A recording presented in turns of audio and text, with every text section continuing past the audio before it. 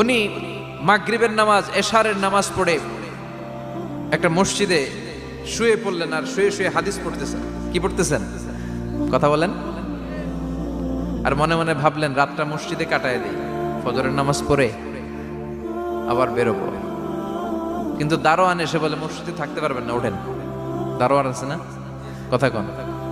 আহমদ ইবনে হাম্বল বললেন আমি শুধু রাতটা থাকতে চাই, আমি তো ফজরেরও মুসল্লি, ফজর নামাজ পড়বো তো এই মসজিদে, আমার থাকতে দাও। দারোয়ান তো দেয় না, কেন? মসজিদে থাকার জায়গা না, যান মিয়া।